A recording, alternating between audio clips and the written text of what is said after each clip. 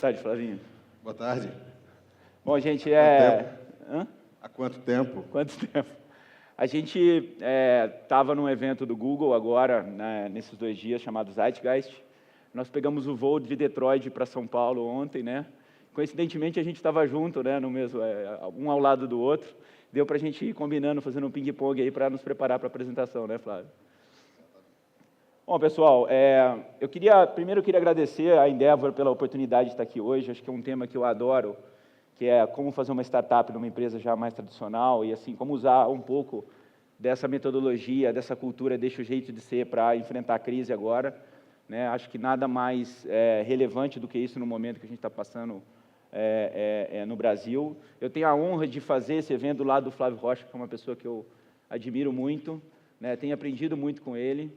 E que eu pude notar nessa nossa conversa aí, nesse nosso evento do Google, ida e volta, né, que a gente tem bastante similaridade, né, muitas semelhanças. Nós dois trabalhamos, somos da 2ª e 3ª geração de uma empresa de varejo que trabalha com as massas, né, que tenta democratizar, no caso dele, a moda, no meu caso, a tecnologia, né, para a nova classe média brasileira. Nós estudamos na GV, temos família grande, né, ele 4 filhos e eu 3. Somos corintianos, né, Flávio? Graças a Deus. Tivemos uma escola mais importante ainda que a GV, a escola dos nossos, dos fundadores, né, enfim, de ícones do nosso setor. Eu da minha mãe, a Luiz Helena, e o Flávio do Nevaldo Rocha, né, são pessoas que nos ensinaram muito, que deixaram belos legados e que são fontes de inspiração para a gente e com certeza temos aí uma grande responsabilidade de manter aquilo que eles colocaram nas nossas empresas, né? E também estamos transformando o negócio, né? Estamos fazendo transformações importantes no modelo de negócio, tanto da Riachuelo quanto do Magazine Luiza, e é sobre isso que a gente vai enfocar o nosso bate-papo aqui hoje. Então, eu queria, Flávio, que você começasse a falar um pouquinho da sua história e do que você está fazendo lá, que eu sei que é um trabalho notável. Perfeito. Obrigado, Frederico. Obrigado ao Endeavor por esse convite honroso. Espero que a somatória dos nossos erros e acertos, erros são muito mais frequentes do que acertos, seja de alguma valia para esse momento aqui, desse bate-papo. Tanto o Fred quanto eu tivemos uma bênção em comum, a primeira das nossas vidas, que foi nascer em casas de pessoas verdadeiramente iluminadas, e pessoas realmente inspiradoras do ponto de vista de empreendedorismo e de negócios. A minha bênção não é tão conhecida quanto a bênção do Frederico, que é a nossa querida Luiz Helena Trajano, mas é uma pessoa realmente protagonista de um dos... Luísa está aqui? Está. Pois é. Luísa. Pois é.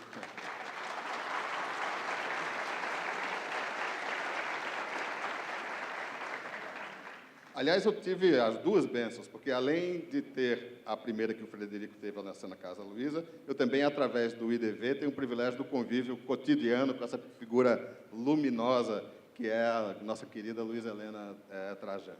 Mas é impossível contar a história da nossa empresa sem contar a história dessa pessoa muito especial, o caçula de 5 irmãos, nascidos das regiões mais pobres do Brasil, o oeste, Potiguar, cidade de Caraúbas, numa seca inclemente em 1900 o início dos anos 30, praticamente dizimou, espalhou, dissolveu a família de 5 filhos, e o caçula foi parar em Natal, na época que Natal estava vivendo um momento efervescente por causa da Segunda Guerra, era uma base importante dos americanos em Natal, e o que era pouco mais do que uma vila de pescadores se transformou numa cidade realmente efervescente. Foi lá que o Sr. Nevaldo conheceu Moisés Ferman, um senhor de origem de Recife, que tinha instalado a sua relojoaria em Natal, e Nevaldo, com seus 12 anos, conquistou a confiança, o Sr. Moisés se afeiçoou. Quando Nevaldo fez os 18 anos, a guerra tinha acabado, o Sr. Moisés voltou para Recife e vendeu a relojoaria em condições de pai para filho. Só que o mercado tinha acabado, porque os americanos tinham ido embora e não tinha mais mercado para relógios. Mas Nevaldo transformou a antiga relojoaria num pequeno bazar e quando recebeu uma mercadoria, um tipo de mercadoria que era pouco usual na época, que era uma partida de camisas masculinas já prontas. E aquelas camisas venderam rapidamente, em poucos dias. Foi aí que o Nevaldo enxergou que existia um filão. Assim nasciam as lojas Seta para homens, lojas de confecção. Isso evoluiu para a indústria de confecção, a indústria têxtil. E quando eu assumi a Riachuelo, já há 10 anos, a Guarapos já era o maior grupo têxtil, a maior empresa de confecção, mas numa visão... Eu acho que a contribuição da nossa geração, nós que recebemos, a segunda geração da nossa empresa, nós que recebemos como legado uma tecelagem extremamente eficiente, uma indústria de confecção que já era a maior do Brasil, uma rede de varejo espalhada por quase todos os estados da federação na época, hoje já em todos os estados da federação, e uma operação financeira, era uma operação... As peças do xadrez eram mais ou menos as mesmas. O que a segunda etapa da empresa, liderada pela nossa geração, fez foi transformar essas peças do tabuleiro em peças que tinham uma relação mais colaborativa, mais sinérgica. Foi a transformação de uma empresa meramente verticalizada numa empresa integrada. Isso faz uma enorme diferença, porque a empresa verticalizada, ela carrega os naturais conflitos entre indústria e varejo, entre o setor financeiro e varejo também. E a integração desses elos, dessas peças do xadrez, pressupõe uma visão holística, uma visão mais ampla, porque a tendência natural do ser humano, quando se depara com um problema complexo, é fatiá-lo em problemas supostamente menores. Assim, vem o pressuposto hoje, que nós sabemos inteiramente vão, falso, de que se você tiver uma fiação eficiente, uma tecelagem eficiente, uma confecção eficiente, uma logística eficiente, um varejo eficiente e assim por diante, você tem um todo eficiente. Mas isso nunca é verdade, porque, como nos ensina a teoria das restrições, que é uma dos pilares da cultura da nossa empresa, o ótimo local é a grande ameaça à eficiência global de um sistema.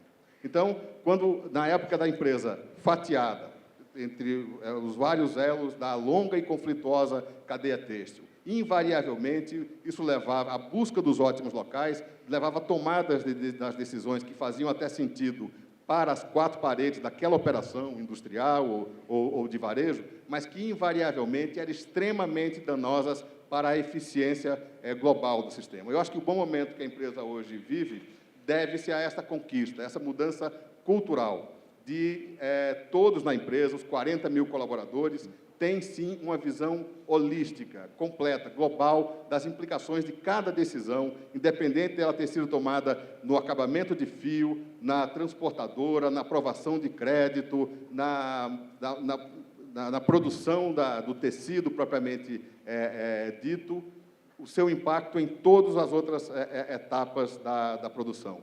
Então, eu acho que essa foi a forma de como a nossa empresa conseguiu se reinventar e se preparar para esse momento desafiador, dando um salto em termos de eficiência, se libertando das armadilhas dos máximos locais e sendo realmente uma empresa de visão holística, uma visão de máximos globais. Bom, Bom, é interessante que eu acho que é mais uma semelhança. Eu acho que parte do que você descreveu, que a gente conversou no voo também, é semelhante ao que eu estou vivendo lá na companhia. O Magazine Luiza começou 58 anos atrás, no interior de São Paulo, em Franca. A minha tia Luísa, que deu origem ao nome, que foi sustentado tão fortemente aí, consolidado pela minha mãe, ela nasceu lá perto, né? Nasceu em Franca mesmo, mas, enfim, era a melhor vendedora da cidade de Franca, tão boa que juntou comissão suficiente, ainda se casou com um viajante para abrir uma loja, comprar uma loja em Franca. A loja deu tão certo que eles fizeram até, chamava a Cristaleira, e eles fizeram, mas não gostavam do nome, porque começaram a vender televisores lá em Franca, e antes eram só utilidades domésticas, achavam que Cristaleira era uma coisa muito mais para presente do que para TV, e o nome Magazine Luiza surgiu de um concurso com clientes na rádio de Franca, né? O cliente que ganhou escolheu Magazine Luiza, e escolheu porque ela era tão carismática, tão especial para o consumidor que todo mundo fez questão do nome dela estar na fachada da loja, né? E a Tia Luísa cresceu muito, eu acho que a gente hoje tem 780 lojas, né, espalhadas pelos 16 estados brasileiros, uma empresa de 12 bilhões de faturamento, capital aberto, né, mais de 25 milhões de clientes e 20 mil funcionários no grupo, né? E acho que o primeiro boom da companhia, né, eu acho que o Magazine ele sempre teve o apelo de trazer o acesso de muitos àquilo que é privilégio de poucos, né? Então, a minha tia Luísa vendeu o primeiro televisor em cores para boa parte das casas do interior de São Paulo. A minha mãe vendeu a primeira lavadora automática, que acho que é uma revolução na casa de quem tem uma lavadora, é o antes e o depois da lavadora automática. É uma verdadeira libertação para a mulher que antes que tinha que estar trabalhando na companhia, na sua casa, né, todo o trabalho de lavar roupa no tanque, esperar secar a roupa, etc. Então elas e o Magazine Luiza ajudou o consumidor mais simples a ter acesso a pequenos luxos que antes eram privilégios da classe alta. E, ultimamente, né, a gente tem trabalhado muito para democratizar o uso da tecnologia, né, porque o grande produto da vez são os smartphones, as Smart TVs, né, é uma revolução enorme, mais de 85 milhões de brasileiros com smartphones e crescendo bastante mesmo num período de crise. E, enfim, quando minha mãe assumiu o negócio da Tia Luísa, ela promoveu, além de continuar com esse legado original dela, ela montou uma revolução cultural na companhia. E ela começou a colocar a pessoa no centro do negócio, a dar muito valor à base, às pessoas que estavam de frente. Eu acho que são características muito claras das startups, dar autonomia para grupos de frente, né? Focar o cliente, trabalhar com pouca burocracia. O Magazine Luiza é uma empresa muito pouco burocrática, apesar de ter 12 bilhões, né? E eu acho que o trabalho dela ele foi muito, e sempre com um senso de propósito. Por que eu quero o Magazine Luiza? Então, a gente lá tem um propósito muito definido, né? Empresa brasileira, foco no bem-estar comum, democratização dos bens de consumo, não é só bater a meta do mês, não é só ganhar o bônus no final do ano, né? Esses são legados que eu tenho dela. Eu acho que a gente foi coroado aí, quando em 2002, né, mãe? A gente foi eleita a melhor empresa do Brasil para se trabalhar, né, uma empresa que tem funcionários que ganham em média R$ 1.500, R$ 1.600, concorrendo com grandes indústrias, com empresas que têm instalações só num lugar, né? Hoje a gente está entre as 5 melhores, a gente pede para Google, empresas que têm assim, alguns benefícios muito diferentes. E o meu trabalho lá tem sido preparar a companhia para uma grande revolução que tem acontecido no varejo, que é a revolução digital, né? Então, quando eu entrei no Magazine Luiza, basicamente o consumidor tinha apenas uma opção para comprar, que é ir para escolher o produto, que era ir até a loja e comprar. Com o advento da tecnologia, com mais pessoas conectadas, hoje, para vocês terem ideias, 100 milhões de pessoas no Brasil têm acesso à internet, 85 milhões através de smartphone, as pessoas passaram a ter uma opção adicional para fazer compra, né? E o legal de você estar no Brasil, às vezes, é que você consegue olhar os Estados Unidos como uma bola de cristal. O que acontece lá, geralmente daqui a 5 a 10 anos está acontecendo aqui, cada vez essa distância é menor. E também estava muito claro que estava tendo uma migração do consumo de loja física para a internet, né? A loja física ainda é relevante, mas perdendo um pouco espaço para a internet, e as empresas tradicionais de varejo lá perdendo muito espaço para as startups. No caso, a Best Buy para a Amazon, o Walmart para a Amazon, né? E eu não podia deixar isso acontecer com o grupo da companhia. Então, em 2000, eu resolvi voltar para a companhia, para montar a internet, mas como você, Flávio, eu não queria fatiar a companhia, né? Boa parte das companhias, nas épocas, pegava a operação de e-commerce e separava totalmente da loja física. Outro CEO, outro CFO, outro sistema de gestão, outros CDs, né? Completamente isolado, completamente na lógica do máximo local, e a minha visão para o negócio sempre foi ter um modelo absolutamente integrado, né? Então, nós temos um CEO, nós temos um CFO, nós temos equipes de negócios diferentes, temos marketing online, marketing offline, etc. e tal, mas tudo que a gente pode aproveitar de sinergia, a gente pode.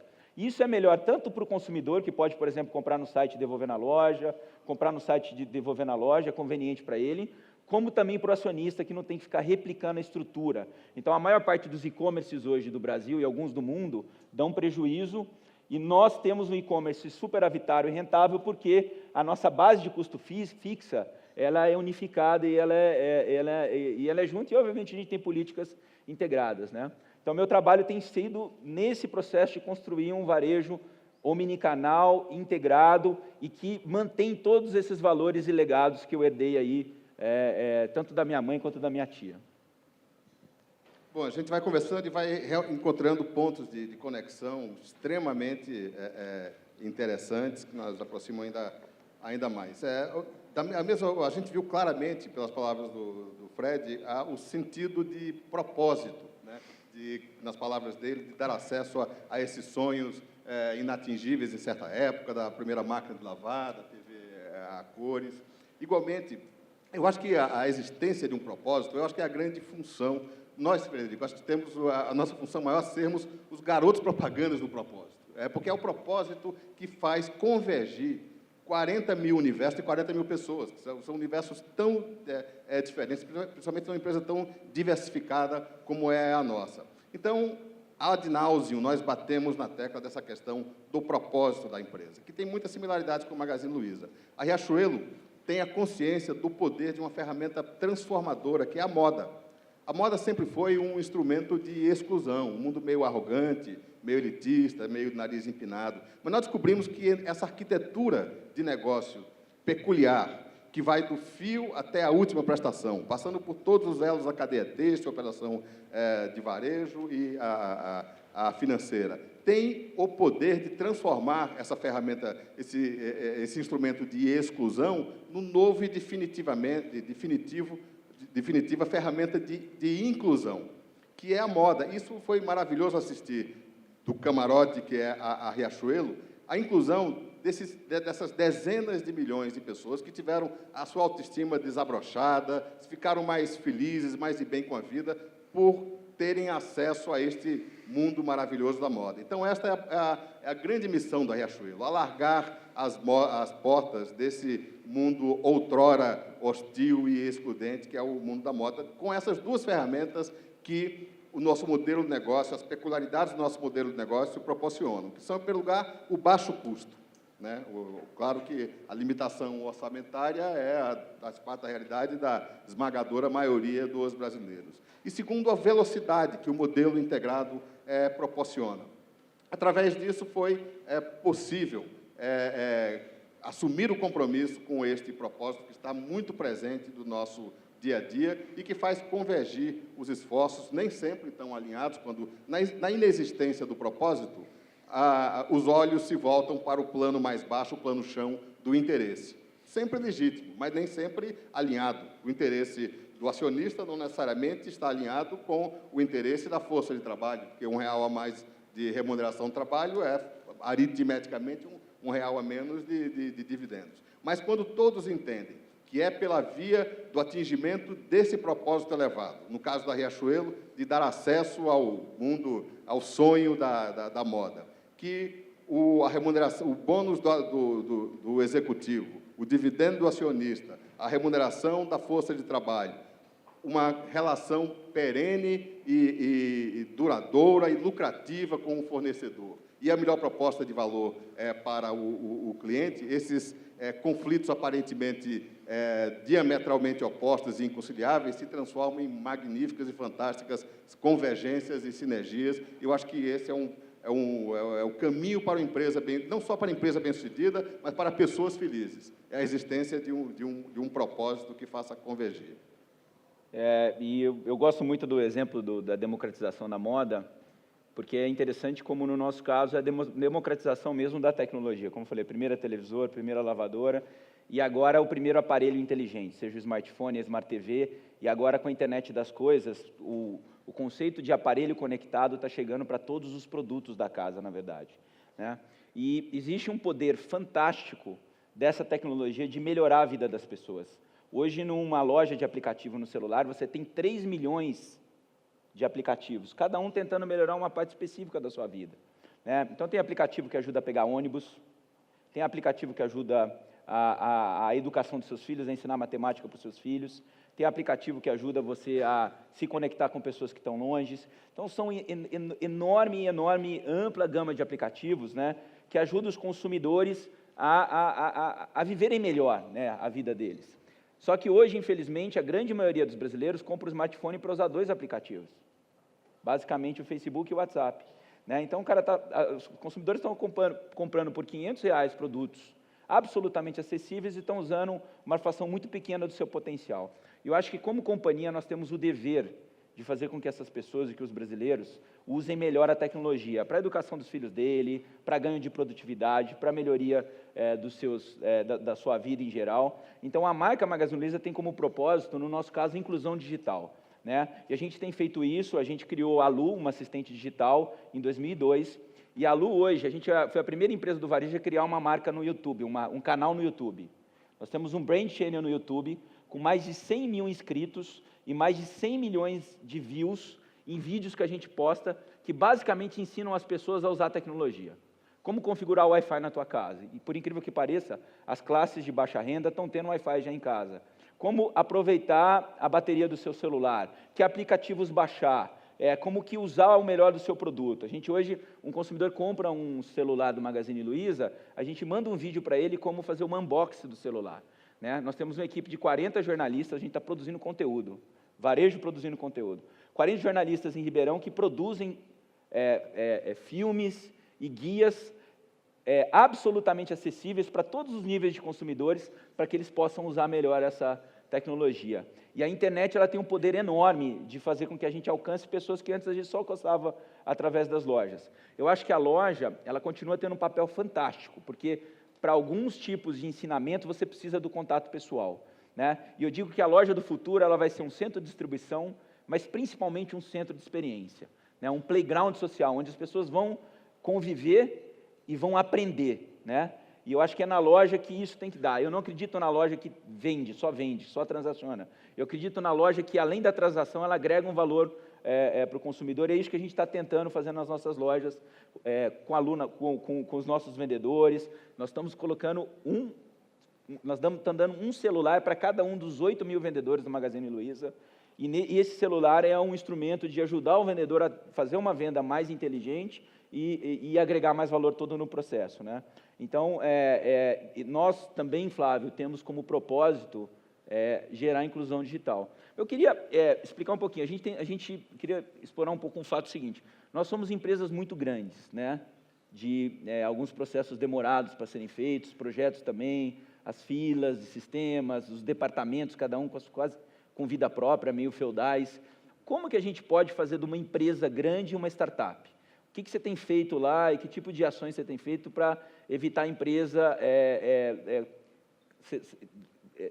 ser escrava da burocracia? Esse é um risco. A empresa grande, mas perde a sensibilidade com o mercado, é como se estivesse tocando o mercado com luvas de boxe. Nós temos algumas práticas que visam impedir. Nós chamamos do empreendedorismo interno. É possível você manter, mesmo numa empresa, né, com muitos que corre o risco de se tornar impessoal, essa chama do empreendedorismo interno. Por exemplo, o nosso plano de meritocracia, de remuneração variável, de planos de carreira, está intimamente ligado a indicadores que evidenciam a performance de cada loja. Então, você tem aí quase 300 empreendedores, né, dentro das 4 paredes de uma loja, quer dizer, com a mesma motivação daquele que está começando a sua carreira. Nós tratamos, por exemplo, os 80 departamentos da empresa também como 80 empresas menores dentro da empresa, com as suas métricas, com a sua medição de performance, com a saudável competição sendo estimulada. Então, matricialmente, você tem em cada loja 80 departamentos, e em cada departamento quase 300 lojas. É muito importante que essas métricas sejam justas, sejam meritocráticas e sejam públicas e tenham uma consequência em termos de carreira, em termos de premiação.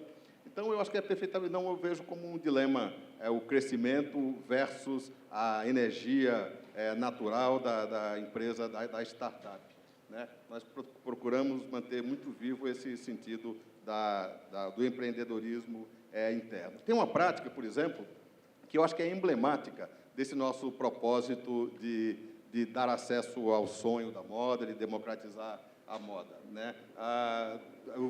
Saindo do aeroporto agora às 8h30, eu fui direto para o evento de encerramento da São Paulo Fashion Week, onde fizemos a nossa 60ª ou 70ª parceria com a Letícia Bronstein, que é uma designer muito conhecida, é um objeto de desejo inacessível, são vestidos de festa muito caras, e que fez, né, uma parceria com a Riachuelo com o intuito de democratizar a sua marca, né? No ano de 2000, existia uma parceria que se tornou conhecida globalmente, histórica, entre Karl Lagerfeld e a gigante sueca, hoje é uma empresa planetária, que é a H&M, a H&M, né? Mas nós temos, hoje se tornou uma prática planetária e, longe do conflito que existia originalmente, do temor dos detentores dessas marcas super high-end, voltadas ao topo da pirâmide, de se vulgarizarem por fazerem parcerias democráticas. 20 anos antes dessa parceria histórica com Karl Lagerfeld, nós fizemos a primeira parceria desse tipo com Ney Galvão, em 1980. E ele foi um visionário, era um estilista da Bahia, né, e se tornou uma marca a personificação da marca muito conhecida. De lá para cá, essa prática está muito arraigada no DNA da empresa. Aí, a lógica é você tirar um zero da etiqueta de preço. O ano passado, por exemplo, foi o maior sucesso da história da empresa, a parceria com a marca italiana Versace, né, onde a prática é a mesma. A mágica é tirar um zero da etiqueta de preço sem nenhuma concessão com relação à qualidade. A mágica disso aí está na escala, né? Você libertar o artista, o criador, o designer, das limitações da sua produção artesanal e dotá-lo de uma tecnologia de produção em massa que até melhora a qualidade e consegue essa aparente mágica de dividir por 10 o preço da marca original. Então, esta é uma das práticas que está muito disseminada na empresa, que nos faz sentir kits com o propósito de dar acesso à moda. Bom, eu vou ler uma pergunta agora que veio pelo iPad, quem está mandando pelo aplicativo as perguntas. A gente tem 3 perguntas aqui, eu vou ler uma pergunta da Júlia Ribeiro, que mandou pelo aplicativo, e eu vou já respondê-la, depois eu dou espaço para você, que a gente já está acabando o nosso tempo aqui, Flávio. Como utilizar da inovação para minimizar os impactos da crise no varejo? Eu acho a pergunta muito pertinente, porque, enfim, só o que se fala hoje em dia no Brasil é de crise, né? E até a gente tinha combinado de não falar sobre isso aqui, né, Flávio? E eu acho que a pergunta ela dá um gancho assim para a gente encontrar novas oportunidades em cima de momentos como esse. Então, lá no Magazine Luiza, o que a gente fez? A gente criou, uns 4 anos atrás, o Laboratório de Desenvolvimento de Tecnologia. A primeira empresa do varejo a, de fato, criar um laboratório de desenvolvimento de tecnologia. Nós temos 75 engenheiros de software que produzem todas as nossas plataformas digitais. A gente é financiado pelo FINEP, que é um órgão ligado ao Ministério da Ciência e Tecnologia, né? E recentemente fizeram até uma vistoria lá e ficaram muito satisfeitos com os produtos que nós estamos lançando. E um dos primeiros projetos do Laboratório de Desenvolvimento foi o seguinte: no Brasil a gente tem 2 coisas muito fortes. Rede social, 100 milhões de pessoas no Facebook, e 8 anos atrás, 45 milhões de pessoas no Orkut, né? E a venda direta, o pessoal da Natura já esteve aqui falando sobre isso, que é uma potência muito bem aceita. E no Magazine Luiza a gente viu como uma oportunidade de juntar essas 2 coisas e criar uma plataforma de venda pela rede social chamada Magazine Você. Nós lançamos isso 4 anos atrás, é um aplicativo do Facebook, e agora acabou sendo um sistema, uma plataforma com vida própria, no qual qualquer pessoa pode montar sua própria loja, divulgar os produtos, né, para os seus amigos nas redes sociais, e a cada venda, essa pessoa pode ganhar uma comissão do Magazine Luiza. Então, a gente, em pouco tempo, conseguiu um exército de 200 mil pessoas que montaram a sua própria loja na internet e passaram a divulgar esses produtos para os seus amigos, né? E a gente conseguiu, de um jeito barato, porque para nós custa muito pouco, uma plataforma que nós devemos ter investido R$1 milhão, a ter um exército de 200 mil pessoas divulgando os nossos produtos. Então, com inovação, sim, dá para ter soluções criativas, né, que não necessariamente custam muito e que, enfim, vão impactar muito a estrutura de capital da companhia. Frederico, eu acho que é um equívoco da nossa legislação que atribui a tarefa de inovar associa à indústria. Toda a legislação de inovação no Brasil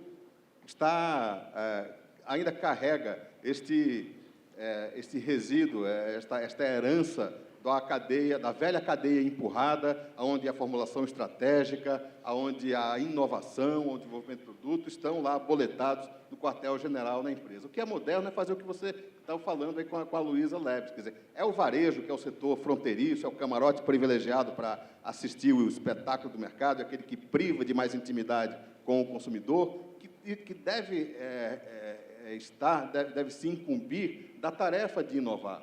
Uma empresa exemplar, que é a Apple, em termos de inovação, a inovação não está mais lá no engenheiro da Foxconn na China. Inovação está no Genius Bar, na fronteira com o cliente, ouvindo do cliente, prospectando, garimpando do cliente as suas necessidades. Então, essa que é uma atribuição que deve, até em termos de legislação, né, deve migrar da indústria para o varejo, porque o varejo é aquele que é o elo da cadeia que está mais apto a contribuir em termos de inovação, porque é ele que está convivendo diretamente com o consumidor, que é a necessidade do consumidor que é a fonte de toda inovação. Trazer esses estilistas para Riachuelo não deixa de ser uma inovação, né? Exatamente, foi uma inovação